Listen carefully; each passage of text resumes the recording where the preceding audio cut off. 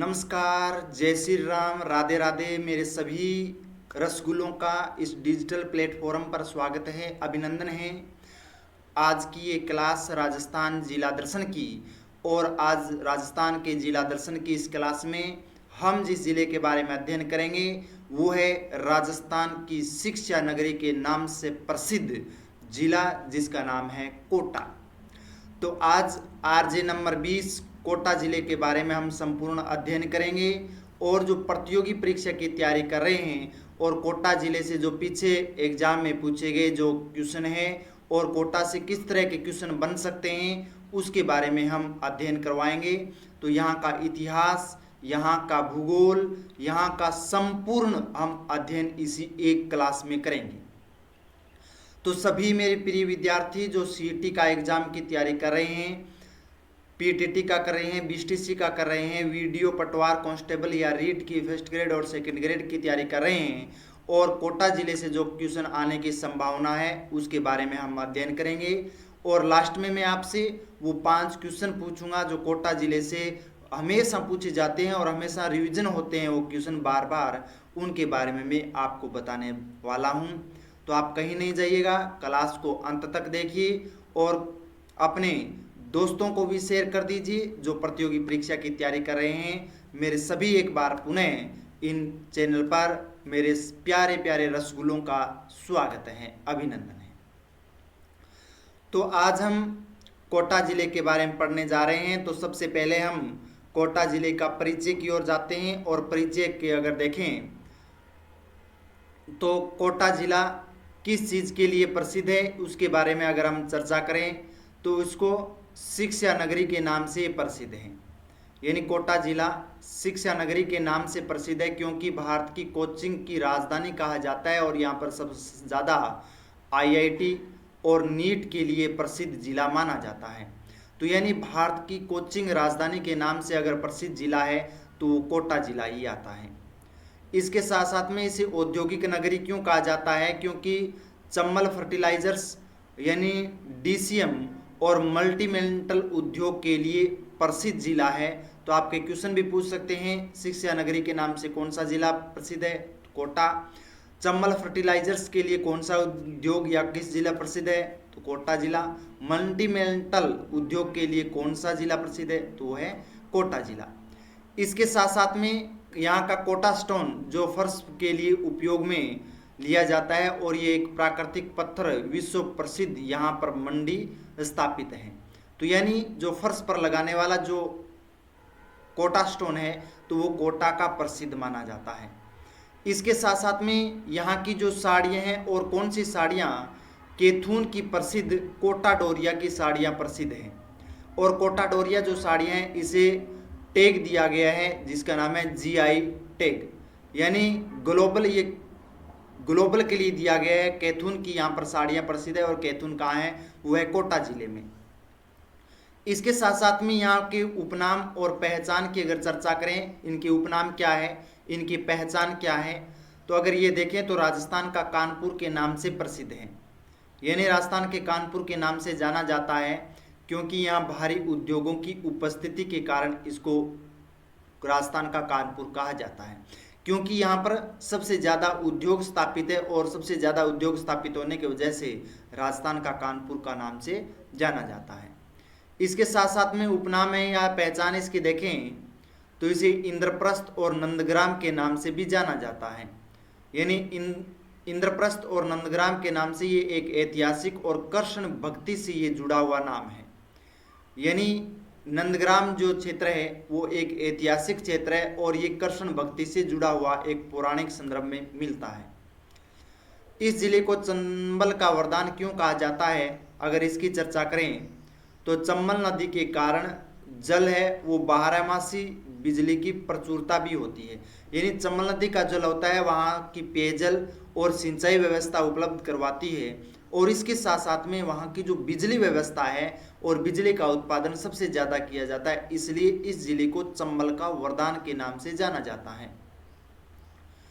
इसके साथ साथ में उद्यानों का नगर ये क्यों फेमस है, तो यानी शहर में स्थित कई ऐतिहासिक और आधुनिक गार्डन्स बने हुए हैं, और इस वजह से इसे उद्यानों का नगर के नाम से जाना जाता है। यानी छोटे छोटे उद्यान या गार्डन बने हुए हैं और ये बहुत सारे हैं, उनकी संख्या अधिक है, इसलिए इसे क्या कहते हैं, उद्यानों का या गार्डन का क्षेत्र के नाम से जाना जाता है। अगर हम राजस्थान मैप में कोटा जिले की स्थिति के बारे में देखें तो ये आप जो देख रहे हैं ये कोटा जिला है।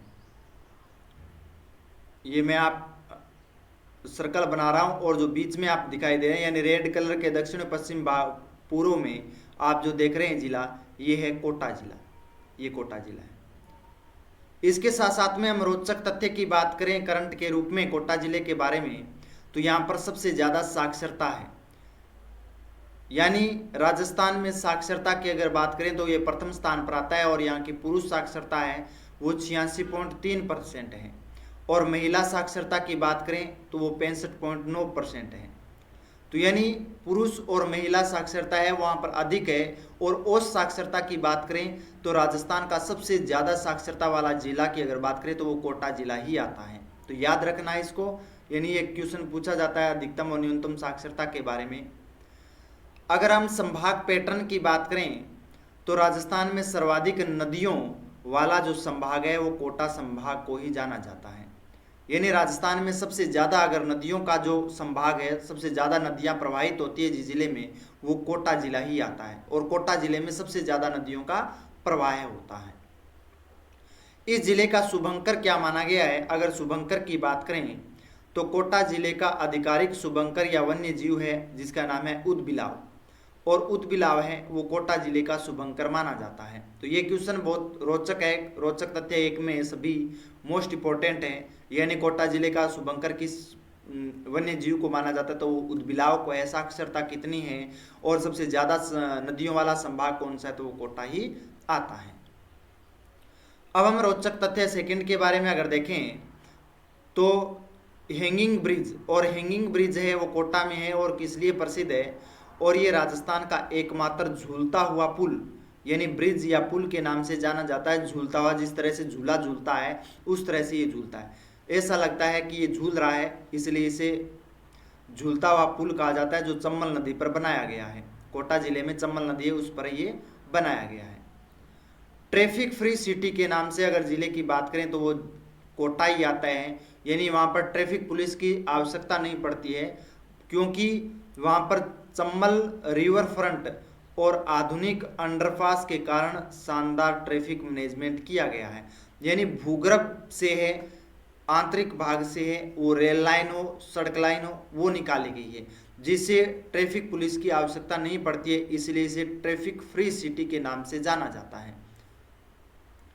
इसके बाद में हेरिटेज सिटी के नाम से अगर बात करें तो वो कोटा जिला ही आता है और वर्ष 2010 में यूनेस्को द्वारा इंडियन हेरिटेज सिटी की सूची में इसे शामिल किया गया है।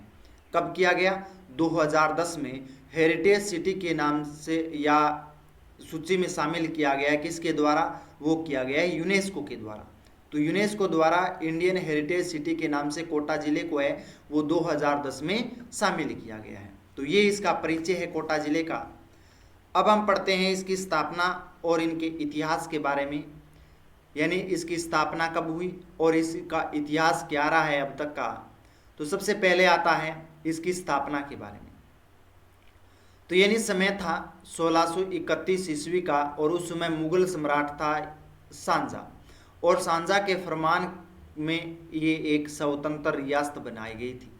यानी 1631 का जो समय था और उस समय मुगल बादशाह था शांजा, और शांजा का फरमान हुआ, आदेश हुआ कि इसे एक स्वतंत्र रियासत है उसका दर्जा दिया जाए। तो यानी बूंदी से अलग होकर के इसको एक अलग है वो स्वतंत्र जिला है वो या रियासत है वो बनाई गई थी। तो मैंने बूंदी का भी करवाया गया है, राजस्थान जिला दर्शन की क्लास में आप जाकर के देख सकते हैं।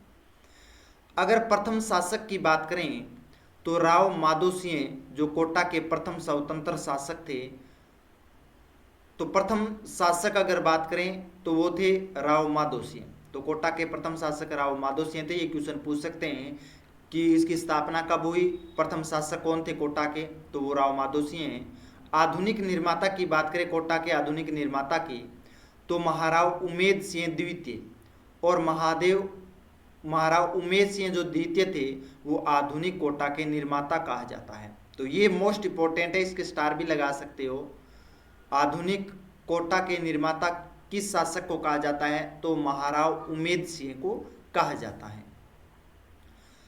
यहाँ पर देख सकते हैं पहले किस जिले में या रियासत का हिस्सा थे। तो मूल रियासत की अगर बात करें तो वो कोटा मूल रूप से बूंदी, आप देख रहे हैं बूंदी रियासत का एक भाग था, यानी ये बूंदी रियासत का हिस्सा थे।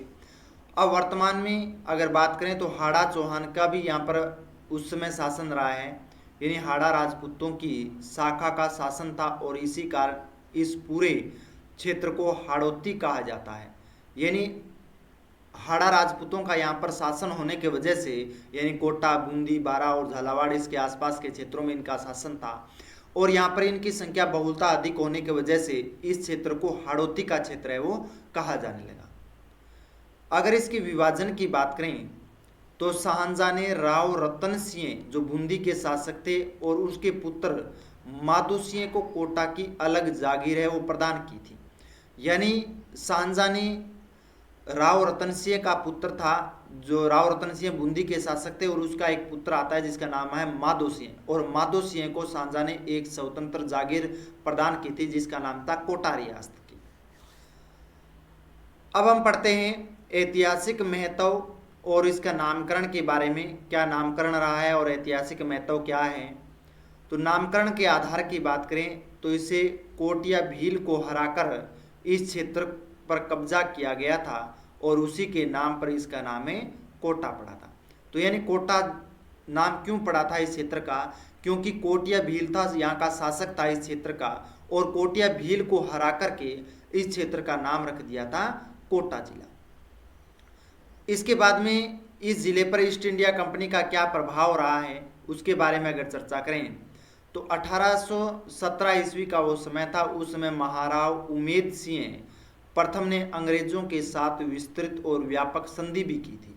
यानी 1817 का वो समय था और उस समय कोटा का शासक था महाराव उमेद सिंह प्रथम, और महाराव उमेद सिंह प्रथम ने अंग्रेजों के साथ में संधि कर ली थी और ब्रिटिश कंपनी ने कहा कि हम आपकी सुरक्षा का भरोसा देते हैं, आपकी सुरक्षा प्रदान करते हैं और आप हमारी अधीनता या संधि है वो स्वीकार कर लें। तो उन्होंने ये स्वीकार की थी। अगर मुद्रा की बात करें तो रियासत काल में यहाँ गुमानशाही सिक्के अत्यधिक प्रचलित थे। तो यानी गुमानशाही सिक्के कहाँ के प्रचलित है? वो कोटा जिले के हैं। तो याद रखना गुमानशाही सिक्के किस जिले के प्रसिद्ध या किस रियासत के प्रसिद्ध थे? तो कोटा रियासत के प्रसिद्ध थे। 1857 की क्रांति में कोटा रियासत का क्या योगदान रहा है उसके बारे में अगर चर्चा करें तो सबसे बड़ा जन विद्रोह है वो कोटा जिले से ही हुआ था। वो समय था 15 अक्टूबर 1857 को, और कोटा राज्य का सबसे सुनियोजित और व्यापक विद्रोह आया था, यानी बड़े स्तर पर विद्रोह आया था, और वो समय आता है 15 अक्टूबर 1857 का। और यहाँ के जो नेतृत्वकर्ता थे वो लाला जयदयाल और मेहराब खां इस 1857 की क्रांति का नेतृत्व किया था कोटे क्षेत्र से। तो लाला जयदयाल और मेहराब खां, यानी क्वेश्चन भी पूछे जाते हैं अक्सर कि कोटा रियासत से किन्होंने 1857 की क्रांति में नेतृत्व किया था? तो याद रखना लाला जयदयाल और मेहराब खां ने यहाँ से नेतृत्व किया था। प्रमुख घटना क्या घटी थी इसके बारे में अगर देखें तो यहाँ पर क्रांतिकारियों ने अंग्रेज अधिकारी था जिसका नाम था मेजर बर्टन, और मेजर बर्टन है उसकी हत्या कर दी थी और इसका सर है वो धड़ से अलग करके लटकाया गया था। और महाराव राम सिंह द्वितीय ने को 6 माह तक महल में नजरबंद रख दिया था। यानी नजरबंद का होता है कि उसे बाहर की कोई सूचना नहीं, उसके अंदर है वो बंद कर दिया गया था। इसको बोलते हैं नजरबंद करना क्रांतिकारियों ने, क्योंकि ये अंग्रेजों का साथ देता था। तो क्रांतिकारियों ने क्या किया था कि वहाँ का कर्नल था जिसका नाम था मेजर बर्टन, और मेजर बर्टन को हत्या कर दी थी और उसके धड़ से जो सर है वो अलग करके उस किले की किले पर है वो लटकाया गया था। तो ये क्वेश्चन आखिर पूछा भी जाता है तो किसकी हत्या की गई थी कोटा रियासत में? तो वो है मेजर बर्टन की 1857 में। और अब हम चलते हैं भौगोलिक स्थिति के बारे में कोटा जिले के। अगर इसके अक्षांश और देशांतर की बात करें तो अक्षांशीय विस्तार यहाँ का 24 डिग्री 25 मिनट से लेकर के 25 डिग्री 51 मिनट उत्तरी अक्षांश, यानी कोटे का ये जो भाग है, यहाँ का जो भाग है वो आता है 24 डिग्री 25 मिनट से लेकर के, और ये जो हिस्सा आता है वो आता है 25 डिग्री 51 मिनट उत्तरी अक्षांश, यानी नॉर्थ में स्थित है, उत्तर में। देशांतरीय विस्तार की बात करें तो 75 डिग्री 37 मिनट से लेकर के 76 डिग्री 38 मिनट पूर्वी देशांतर के मध्य स्थित है, यानी जो इसका पश्चिमी भाग है, ये भाग है पश्चिमी, वो है 75 डिग्री 37 मिनट से लेकर के, और इसका ये जो पूर्वी भाग है वो आता है 76 डिग्री 68 मिनट पूर्वी देशांतर। तो ये इसका अक्षांशीय और देशांतरीय विस्तार है मौजूद है। अगर इसकी स्थिति की बात करें तो यह जिला राजस्थान के दक्षिणी और पूर्वी भाग में स्थित है। तो आप राजस्थान के मैप में देख रहे हो, राजस्थान के मैप में ये दक्षिणी पूर्वी भाग में ये जिला आता है जिसका नाम है कोटा जिला। पड़ोसी जिले और राज्य की बात करें कौन कौन से पड़ोसी जिले आते हैं, तो पड़ोसी जिले इसमें बूंदी आता है, चित्तौड़गढ़ आता है, यानी ये आप देख रहे हैं ये बूंदी है, चित्तौड़गढ़ की सीमा लगती है, ये चित्तौड़गढ़ है, झालावाड़ की सीमा लगती है, ये झालावाड़ है, ये बारा की सीमा लगती है, और यहाँ पर सवाई माधोपुर की लगती है। तो यानी बूंदी, चित्तौड़गढ़, झालावाड़, बारा और सवाई माधोपुर, तो इन 5 जिलों की सीमा है वो कोटा से लगती है, और एक पड़ोसी राज्य की सीमा लगती है जिसका नाम है मध्य प्रदेश। और मध्य प्रदेश की देखें तो यहाँ पर भी सीमा लगती है और यहाँ पर भी सीमा लगती है, यानी कोटा राजस्थान का ऐसा अद्वितीय जिला है जो मध्य प्रदेश के साथ 2 बार अलग अलग सीमा बनाता है। तो मध्य प्रदेश की एक बार यहाँ से सीमा बनाता है और एक बार है यहाँ से सीमा। तो ये सिटी एग्जाम के लिए पूछ भी सकते हैं कि कोटा जिला कौन सा जिला ऐसा है राजस्थान का जो मध्य प्रदेश के साथ में 2 बार सीमा साझा करता है, तो वो है कोटा जिला। इसके साथ साथ में क्षेत्रफल और प्रशासनिक स्थिति की बात करें तो यहाँ के कुल क्षेत्रफल है वो 5217 वर्ग किलोमीटर आता है। और संभाग की बात करें तो कोटा एक संभाग है जिसमें कोटा, बूंदी, बारा और झालावाड़ ये जिले शामिल इसमें किए गए हैं। तो यानी कोटा, बूंदी, बारा, झालावाड़ है वो कोटा जिले में शामिल किए गए हैं। और तहसीलों की बात करें तो यहाँ पर 7 तहसीलें आती है, और इन 7 तहसीलों में अगर देखें तो इसमें लाडपुरा, दिगोहे, पिपलाद, सांगोद, कनवांस, चेचट और रामगंज मंडी, ये इसके 7 जिले हैं वो आते हैं।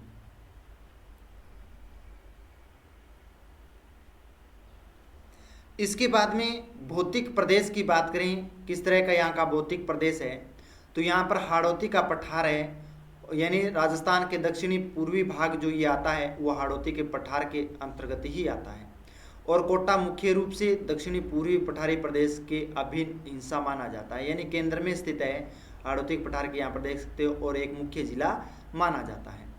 जलवायु की बात करें तो यहाँ पर आर्द्र जलवायु पाई जाती है। आर्द्र जलवायु यानी 75 सेंटीमीटर से अधिक यहाँ पर वर्षा होती है, इसलिए यहाँ की आर्द्र जलवायु पाई जाती है। इसके साथ साथ में यहाँ पर चंबल बेसिन है वो भी मुख्य है।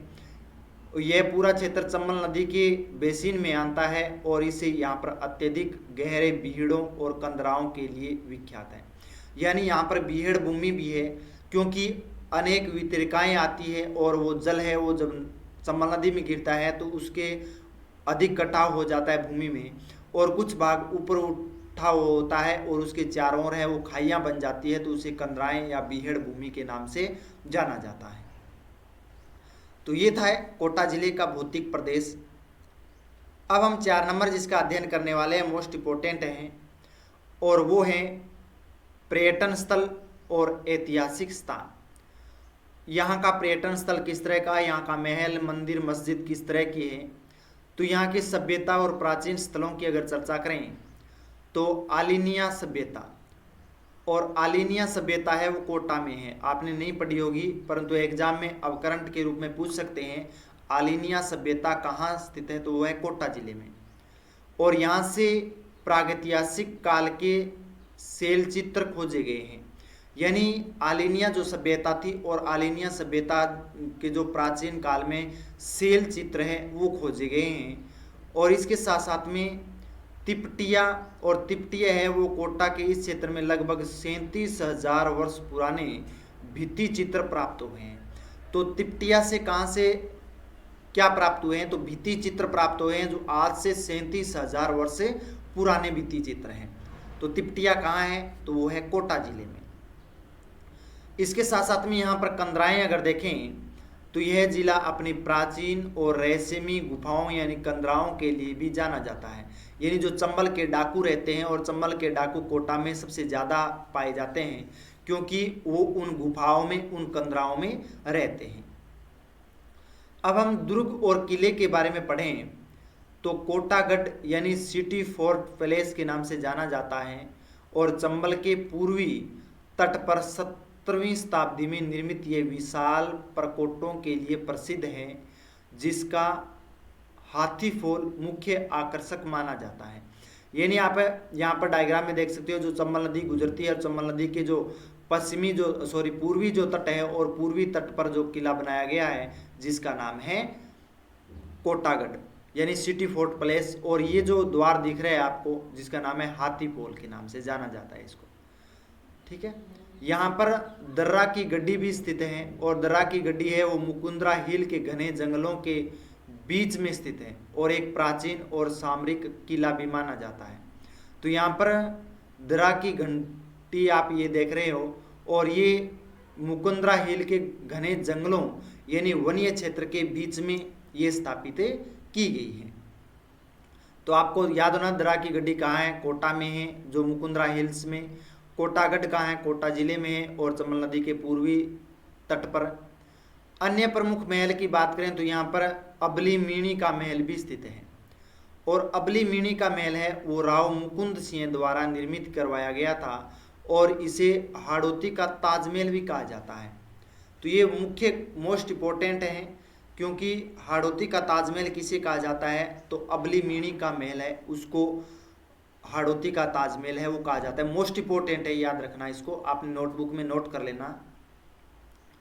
इसके बाद में जगमंदिर महल है और जगमंदिर महल भी कोटा में है, जो रानी ब्रिज कंवर द्वारा 1740 ईस्वी में किशोर सागर झील के बीचों बीच में बनवाया था। तो जगमंदिर का निर्माण किसने करवाया था? ब्रिज कंवर के द्वारा करवाया गया था। कौन सा समय था? 1740 का समय था। किस झील में? किशोर सागर झील में करवाया गया था। तो जगमंदिर महल ब्रिज कंवर के द्वारा 1740 में कहाँ पर? किशोर सागर झील में करवाया था। अभेड़ा महल की बात करें तो अभेड़ा महल है वो चंबल किनारे पर स्थित प्राचीन महल है और जहां अब नया जैविक पार्क है वो विकसित किया गया है। तो चंबल नदी के किनारे प्राचीन महल बनाया गया है जो एक नया जैविक पार्क स्थापित है जिसका नाम है अभेड़ा महल, और अभेड़ा महल है वो कोटा में है चंबल नदी के किनारे। पर्यटन के नए आयाम की अगर बात करें तो यहाँ पर चंबल रिवर फ्रंट है वो 6 किलोमीटर लंबा पर्यटन स्थल बनाया गया है और यहाँ चंबल माता की 242 फीट ऊंची मूर्ति लगाई गई है और विश्व की सबसे बड़ी घंटी यानी बर्मा घाट भी यहाँ पर बनाया गया है। तो ये आप ये जो देख रहे हैं ये इस तरह की घंटी लगाई गई है और ये 6 किलोमीटर लंबा पर्यटन स्थल भी बनाया गया है चंबल नदी पर है और यहाँ पर चंबल माता की 242 फीट ऊंची प्रतिमा की स्थापना की गई है, जो सबसे विश्व की सबसे बड़ी घंटी भी यहाँ पर जिसकी बर्मा घंटे की या बर्मा घाट के नाम से जाना जाता है। इसके साथ साथ में मुकुंदरा हिल्स टाइगर रिजर्व की बात करें तो राजस्थान की तीसरी बाघ परियोजना 2013 जहां हाल ही में दुर्लभ केराल बिल्ली देखी गई है, यानी अलग किस्म की केराल बिल्ली ही यहाँ पर देखी गई है और ये तीसरी बाघ परियोजना है राजस्थान की और यहाँ मुकुंदरा हिल्स टाइगर रिजर्व के लिए जाना जाता है। जो दुर्लभ केराल बिल्ली देखी गई है वो अक्सर बाघ की तरह है परंतु उसका अलग आकार है और ये उस बाघ की तुलना में थोड़ी छोटी है, इसलिए दुर्लभ केराल बिल्ली है वो कहाँ देखी गई, किस अभ्यारण्य में देखी गई, ये क्वेश्चन पूछे जाते हैं। तो मुकुंदरा हिल्स रिजर्व टाइगर में देखी गई थी। प्रिय विद्यार्थियों, अब हम नेक्स्ट चलते हैं पॉइंट पर, वो है मंदिर और धार्मिक स्थलों के बारे में, यानी कोटा में किस तरह के मंदिर है और किस तरह के धार्मिक स्थल है यहाँ पर। तो यहाँ पर विभीषण मंदिर है कैथून में और विभीषण मंदिर का जो स्थान की अगर बात करें तो वो कोटा से कुछ दूरी पर स्थित है, कैथून कस्बा में। तो विभीषण जी का मंदिर यानी रावण का जो भाई था विभीषण, और विभीषण का जो मंदिर बना हुआ है वो कैथून कोटा में बनाया गया है। अद्वितीय प्रसिद्धि की अगर बात करें तो यह पूरे भारत का एकमात्र विभीषण मंदिर है, यानी कहीं पर भी नहीं है विभीषण जी का मंदिर। हमारे राजस्थान के कोटा जिले में एकमात्र भारत का विभीषण जी का मंदिर है, वो बनाया गया है। धार्मिक महत्व की बात करें तो यहाँ रावण के भाई विभीषण की पूजा की जाती है और जिन्हें भगवान राम का परम भक्त माना जाता है। यानी ये राम के भक्त से, और रावण और राम का युद्ध हुआ था उस समय विभीषण जी ने राम की है वो सहायता भी की थी। उन्होंने वो अलग अलग रहस्य भी बताए थे जिस वजह से राम है वो विजय प्राप्त की थी लंका पर। तो इसलिए यहाँ पर विभीषण जी की पूजा की जाती है और इसको राम का एक परम भक्त के रूप में माना जाता है। यानी हनुमान के बाद में अगर परम भक्त की बात आए तो वो विभीषण जी को ही माना जाता है। तो एकमात्र विभीषण जी का मंदिर कहाँ है? कैथून कोटा में बनाया गया है। मथुराधीश जी का मंदिर की अगर बात करें तो यहाँ पर ये संप्रदाय जो मथुराधीश का जो मंदिर बनाया गया है वो किस संप्रदाय से जुड़ा है?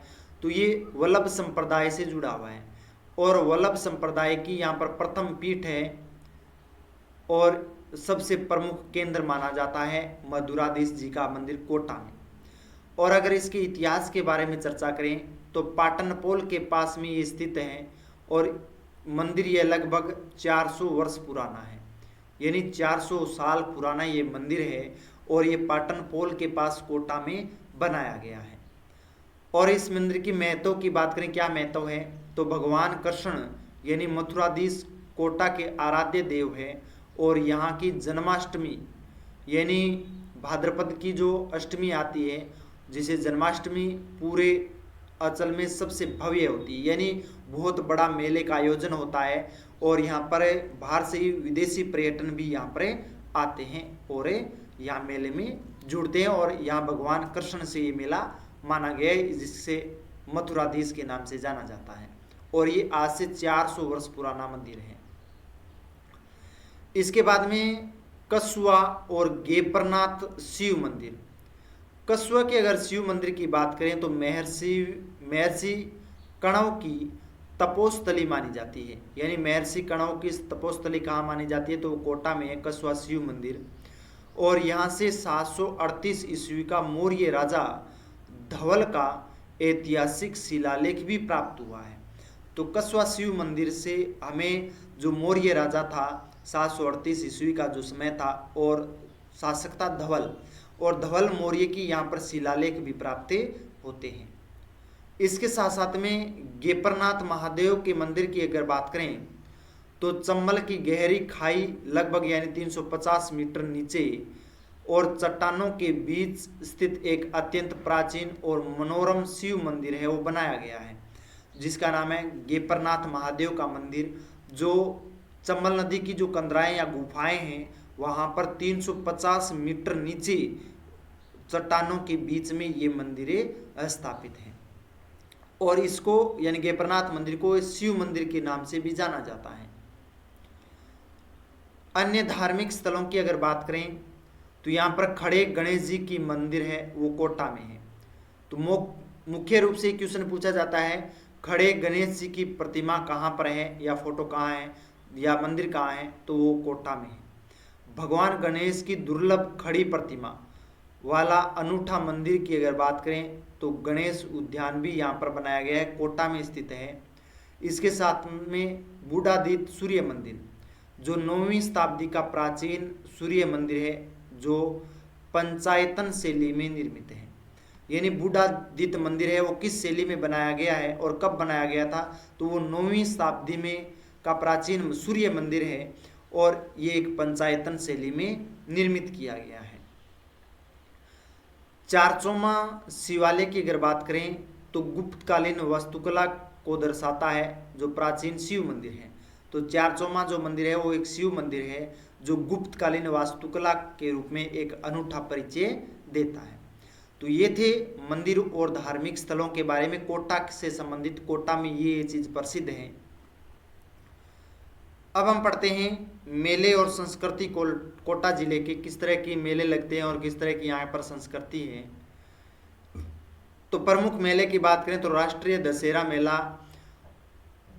कोटा जिले में है, और राष्ट्रीय दशहरा मेला है उसकी प्रसिद्धि की बात करें तो ये कोटा का दशहरा मेला विजयदशमी यानी अपने 180 फीट ऊंचे पुतलों और भव्यता के लिए पूरे भारत में प्रसिद्ध है।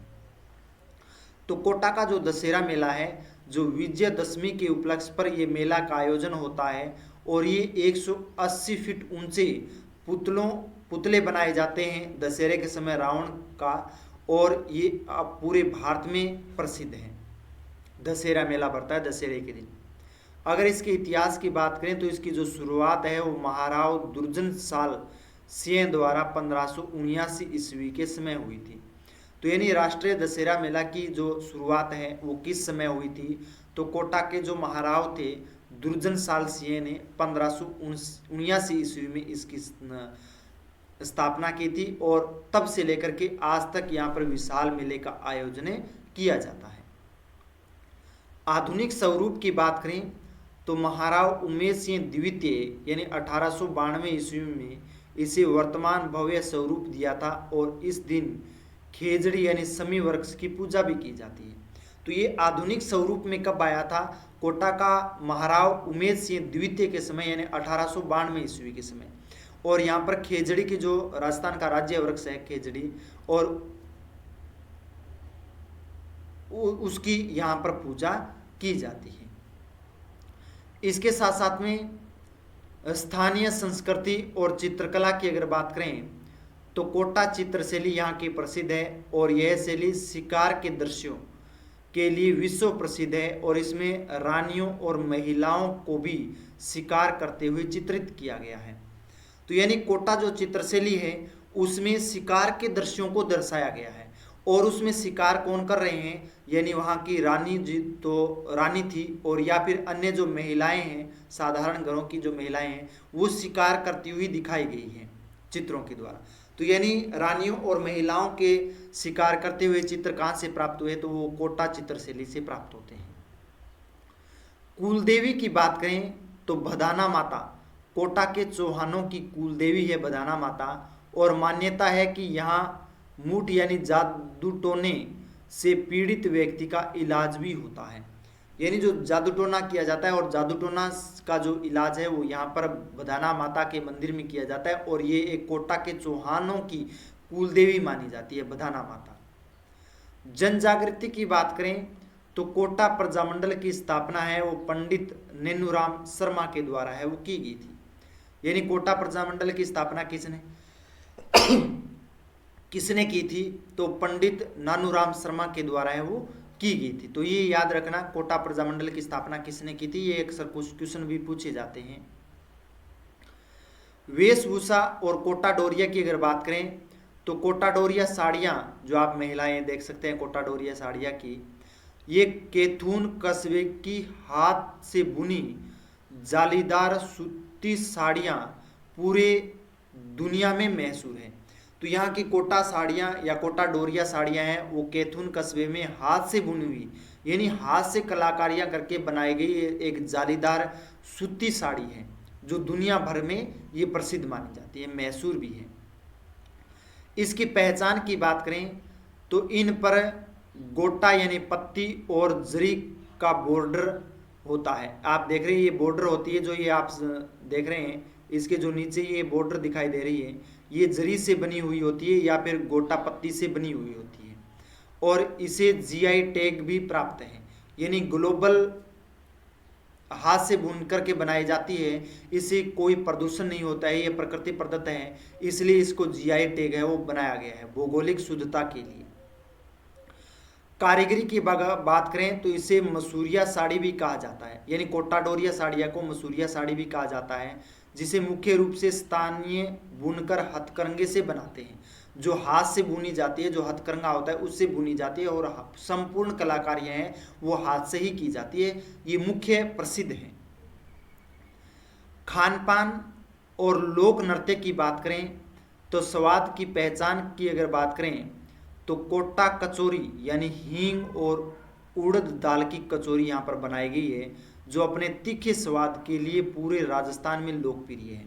यानी कोटा कचौरी, आप कभी कोटा में जाओ तो कोटा कचौरी है वो मुख्य रूप से प्रसिद्ध है, जो हींग और उड़द दाल से ये कचौरी बनाई जाती है, जो अपना एक अलग स्वाद है वो महसूस करवाती है, जो प्रसिद्ध है। आप कभी जाओ कोटा में तो इसका स्वाद है वो अवश्य लेकर के आना। लोक नृत्य की बात करें तो हाड़ौती क्षेत्र में चक्री नृत्य और बिदोरी नृत्य यहाँ का लोकप्रिय नृत्य है। तो हाड़ौती क्षेत्र में चक्री नृत्य किया जाता है, यानी गोल गोल घूम करके इस तरह का नृत्य होता है, और इसके साथ साथ में बिदोरी नृत्य भी किया जाता है। तो बिदोरी नृत्य और चक्री नृत्य कहाँ का प्रसिद्ध है, तो वो कोटा जिले का ही प्रसिद्ध है। शुभ दर्शन की बात करें तो दशहरे के दिन लीलटांस पक्षी के दर्शन है अत्यंत शुभ माने जाते हैं। तो यानी दशहरे का जो दिन होता है और दशहरे के दिन लीलटांस जो पक्षी होता है और लीलटांस जो पक्षी का जो दर्शन किया जाता है वो अत्यंत शुभ माना जाता है हमारे हिंदू धर्म में। तो अत्यंत शुभ है ये। तो ये यहाँ के मेले और संस्कृति थी कोटा जिले के बारे में। अब हम कृषि और फसलों की चर्चा करेंगे, किस तरह की कृषि होती है कोटा जिले में और किस तरह की फसलों का उत्पादन होता है। तो यहाँ पर काली मिट्टी का सबसे ज़्यादा विस्तार है और कोटा मुख्य रूप से काली मिट्टी यानी वर्टिसोल मृदा है वो पाई जाती है। और अगर विशेषता की बात करें तो इस मिट्टी में नमी सोखने की अत्यधिक क्षमता होती है, यानी यहाँ पर नमी है वो लंबे समय तक यहाँ पर रहती है, इसलिए आर्द्र मिट्टी भी कहा जाता है काली मृदा को। भौगोलिक लाभ की बात करें तो हाड़ौती के पठार में यह मिट्टी उपजाऊ है और व्यावसायिक रबी हो या खरीफ फसलों के लिए एक वरदान भी साबित होती है। और काली मृदा में कपास की कृषि है वो सबसे ज़्यादा यहाँ पर की जाती है। अगर प्रमुख फसलों की बात करें तो यहाँ पर सोयाबीन और कोटा संभाग है और सोयाबीन के उत्पादन के लिए राजस्थान में अग्रणी मानी जाती है। तो यहाँ पर सोयाबीन का उत्पादन होता है। गेहूं और चना की बात करें तो रबी की ये मुख्य फसलें यहाँ बम्पर पैदावार का उत्पादन किया जाता है। तो रबी के समय गेहूं और चना का उत्पादन किया जाता है। और मसाले के लिए ये जिला जाना जाता है जहाँ पर धनिया और लहसुन की कृषि बड़े पैमाने पर होती है। और यहाँ पर जो नज़दीक मंडी लगती है जिसका नाम है रामगंज मंडी, और विश्व स्तरीय धनिया मंडी भी कहा जाता है। तो रामगंज मंडी है वो धनिया मंडी के नाम से भी जाना जाता है और इस जिले में धनिया और लहसुन का उत्पादन सबसे ज़्यादा किया जाता है। प्रिय विद्यार्थियों, अब हम देखते हैं कृषि और आधुनिक शिक्षा के बारे में। कृषि यहाँ का विश्वविद्यालय है जो बोरखेड़ा कोटा में स्थापित है। कृषि विश्वविद्यालय जो उन्नत खेती और बीजों पर शोध का प्रमुख केंद्र भी माना जाता है। तो बोरखेड़ा कोटा में कृषि विश्वविद्यालय है और उसका कार्य है कि उन्नत बीज और उन्नत कृषि किस तरह से की जाती है उस पर रिसर्च की जाती है, शोध किया जाता है। सोयाबीन पर शोध हुआ था और यहाँ सोयाबीन शोध संस्थान भी कार्य कर रही है, यानी अलग शोध संस्थान है यहाँ पर कोटा में सोयाबीन के नाम से। एग्रो फूड पार्क भी यहाँ पर है। कृषि आधारित उद्योगों को बढ़ावा देने के लिए रिको द्वारा विकसित हब है बनाया गया है जिसका नाम है एग्रो फूड पार्क। यानी किस तरह की ऐसी कृषि जो एक जैविक कृषि हो जिसमें खाद्यान्न पशुओं का उत्पादन हो और किसी तरह का रोग न हो या फिर रासायनिक उर्वरक न हो, इस तरह के कार्य वो किए जाते हैं। सिंचाई पर क्या प्रभाव पड़ता है, तो यहाँ पर पूर्णतः सिंचित जिला है, यानी पूर्ण रूप से सिंचित जिला है और चम्बल नदी और उसकी जो सहायक नहर प्रणालियों के कारण यह पर कृषि मानसून पर कम निर्भर है। यानी मुख्य रूप से यहाँ पर कृषि है वो चम्बल नदी और उसकी सहायक नदियाँ या नहरें हैं उनके द्वारा सिंचाई होती है। ये मानसून पर कब निर्भर है क्योंकि अधिकता से यहाँ पर सिंचाई की जाती है। अगर सिंचित क्षेत्र की बात करें तो लगभग 4.5 लाख हेक्टेयर से ज़्यादा यहाँ पर कृषि भूमि केवल चम्बल पर नहरों द्वारा सिंचाई होती है, यानी 4.5 लाख हेक्टेयर भूमि पर यहाँ पर सिंचाई की जाती है। समृद्धि की बात करें तो यहाँ पर 12 मासी सिंचाई सुविधा के कारण यहाँ के किसानों का आर्थिक रूप से अत्यंत समृद्ध है, यानी किसान है वो समृद्ध माने जाते हैं क्योंकि यहाँ पर 12 मासी सिंचाई है और इसलिए साल में अधिक कृषि की जाती है, संघन कृषि की जाती है, इसलिए यहाँ के किसान हैं वो समृद्ध माने जाते हैं। तो ये थी कृषि और कोटा जिले की फसलों के बारे में। अब हम नदियाँ और सिंचाई के बारे में पढ़ते हैं, कौन कौन सी नदियाँ हैं और किस तरह की सिंचाई व्यवस्था है। प्रमुख नदियों की बात करें तो यहाँ पर चम्बल नदी है, और चम्बल नदी का उपनाम है वो कामधेनु या चाणेवती के नाम से वो जानी जाती है, और ये चित्तौड़गढ़ के 84 गढ़ में प्रवेश कर कोटा में बहने वाली सदावाहिनी नदी है। यानी मध्य प्रदेश से प्रवाहित होती है और मध्य प्रदेश के बाद में यहाँ पर कोटा में प्रवाहित हो जाती है 84 गढ़ जो क्षेत्र है वहाँ से, और उसके बाद में ये इससे होती हुई कोटा में प्रवेश करती है। सहायक नदियों की बात करें तो यहाँ कालीसिंध, पार्वती, ब्राह्मणी और आलिनिया कोटा की मुख्य या चंबल की मुख्य सहायक नदियाँ हैं जो कोटा जिले में प्रवाहित होती हैं। जलप्रपात की बात करें तो यहाँ पर रावत बाटा के पास में चंबल नदी पर राज्य का सबसे ऊंचा चूलिया जलप्रपात है, वो 18 मीटर ऊंचा है, वो स्थित है। तो राज्य का सबसे ऊंचा जलप्रपात चूलिया जलप्रपात वो चंबल नदी पर ही बनाया गया है। रावत बाटा चित्तौड़गढ़ में है, चूलिया जलप्रपात है।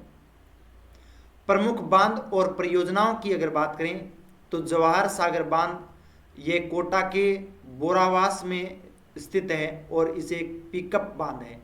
यहाँ 99 मेगावाट बिजली का उत्पादन भी होता है। तो जवाहर सागर बांध है, और ये आप देख रहे हैं ये है जवाहर सागर बांध कोटा में। यानी गांधी बजाज सागर बांध है वो मध्य प्रदेश में, राणा प्रताप सागर बांध चित्तौड़गढ़ में, और जवाहर सागर बांध पर है वो बिजली का उत्पादन होता है और कोटा के बोरावास में स्थापित है, और यहाँ पर 99 मेगावाट बिजली का उत्पादन किया जाता है। इसके बाद में कोटा बैराज आता है, और यह देख सकते हैं कोटा बैराज है जिसका निर्माण 1960 में निर्मित हुआ। ये एक बैराज है, यानी बिजली का उत्पादन नहीं होता है, यहाँ पर केवल सिंचाई और पेयजल की आपूर्ति होती है, और इसके पानी का उपयोग सिंचाई के लिए किया जाता है, और इसकी जल निकास क्षमता है वो सबसे ज़्यादा है। यानी इस बांध से जल है वो सबसे ज़्यादा बहता है, सिंचाई सुविधा उपलब्ध करवाती है, इसलिए इसको बैराज के नाम से जाना जाता है, और इसका निर्माण 1960 में किया गया था। कोटा में नहरें और जलापूर्ति की बात करें, कौन कौन सी नहरें और किस तरह की जलापूर्ति की जाती है कोटा जिले में, तो मुख्य नहरों में नहर प्रणाली में देखें तो कोटा बैराज जो दाईं और बाईं मुख्य नहरें निकलती हैं। यानी जो नहर प्रणाली है कोटा बैराज से दाईं ओर से भी नहर निकलती है और बाईं ओर से भी नहरें निकलती हैं। जल बंटवारा की बात करें जो चंबल परियोजना है और राजस्थान और मध्य प्रदेश दोनों की 50-50 हिस्सेदारी रहती है जल की, यानी 50% हिस्सा है वो मध्य प्रदेश का, 50% हिस्सा है वो राजस्थान का रहता है। और ये परियोजना दाएं नहर से मध्य प्रदेश को पानी उपलब्ध होता है। पेयजल की बात करें तो कोटा शहर को मुख्य रूप से चंबल और अकलेरा से पानी पीने का पानी है वो उपलब्ध होता है। इसके साथ साथ में झीलें और परियोजनाओं की बात करें तो किशोर सागर तालाब है वो कोटा में बनाया गया है, और इसका निर्माण 1740 ईस्वी में निर्मित किया गया था, और कोटा शहर के मध्य में स्थित एक खूबसूरत कृत्रिम झील है जिसका नाम है किशोर सागर तालाब, और सावन भादो परियोजना भी है, और ये कोटा जिले की एक प्रसिद्ध और महत्वपूर्ण सिंचाई परियोजना है। तो सावन भादो परियोजना कहाँ है? कोटा जिले में है, और किशोर सागर तालाब कहाँ है? कोटा में है, 1740 में निर्मित हुई थी। नोनेरा या ननेरा बांध कहाँ है? और ननेरा की बात करें तो ERCP यानी ईस्ट राजस्थान केनाल प्रोजेक्ट के तहत काली सिंध नदी पर निर्माणाधीन बड़ा बांध है। यानी निर्माण कार्य चल रहा है कि नोनेरा बांध का, और नोनेरा बांध है वो ईस्टर्न राजस्थान केनाल प्रोजेक्ट है, और ये काली सिंध नदी पर एक निर्माणाधीन बांध बनाया गया। ये करंट के रूप में एक क्वेश्चन पूछ भी सकते हैं, नोनेरा बांध कहाँ है? तो वो है कोटा जिले में। प्रिय विद्यार्थियों, ये थी आज हमारी क्लास। इसमें मैंने भूगोल, इतिहास और कोटा जिले के बारे में हमने संपूर्ण अध्ययन किया है। करंट के रूप में, इतिहास के रूप में और वर्तमान स्वरूप में क्या चल रहा है उसके बारे में हमने संपूर्ण अध्ययन किया है। अब हम वो 5 क्वेश्चन पढ़ेंगे कोटा जिले से जो पीछे एग्जाम में पूछे गए हैं और आगे आएंगे मुख्य रूप से। सबसे पहले हाड़ौती का ताजमहल किसे कहा जाता है? तो है